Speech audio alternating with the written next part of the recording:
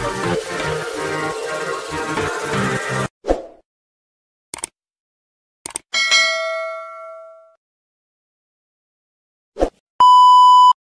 Rosita Ibrahim seronok dapat masak untuk jamu staf makan, kali ni staf JRM. Selepas mereka meeting pagi tadi di Dewan Tok, kenali high tea di rumah Bonda sampai menikmati remang senja yang syahdu di rumah puncak. Bonda masak laksa favourite semua staf, mi goreng dan bakwan, menambah-nambah semua makan.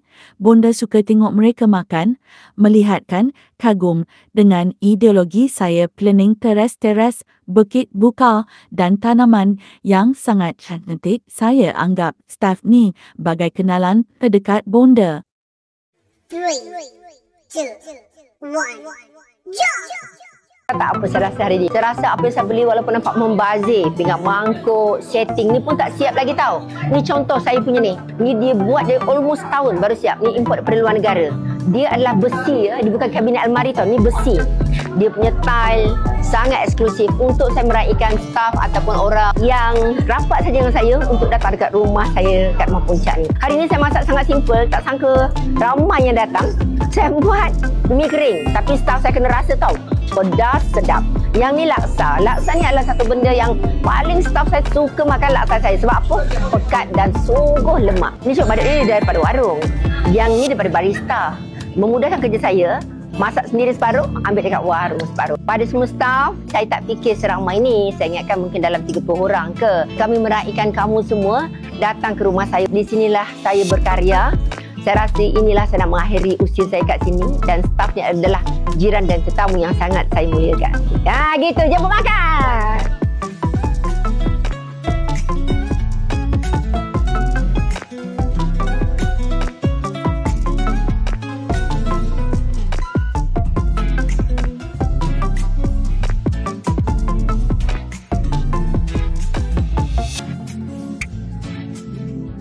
Tip laksa sedap, satu bawang Holland kena banyak. Lepas tu ikan mesti ikan segar. Kalau ikan kau tak segar, kau buat macam mana pun takkan sedap kau punya laksa. Dan mesti laksa kecil. You all nak tak Bonda sharekan skill saya memasak roti, sambal, unik-unik sambal yang tak pernah orang jumpa saya boleh buat. Sebab saya duduk kat hutan. Saya buat apa bila aku nak makan? Tengok ni semua bunga kantan, kesum serai semua tanam sendiri you all. Saya adalah petani yang sangat mencintai alam. Saya suka buat satu benda yang hasil kerja tangan saya sendiri dan staf saya makan, saya seronok. Bila Puan offer, Puan nak masak. Oh, happy sangat. Sebab saya sangat rindukan masakan laksa dia. Sebab laksa dia kuah dia pekat gila. Lepas tu rasa masam pedas.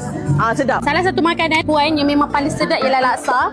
Second, sambal belacan dia. Ya Allah, sedapnya. Laksa dengan cili padi ni sangat-sangat pedas dan sedap. Per 10? 95. Bahan paksa kan.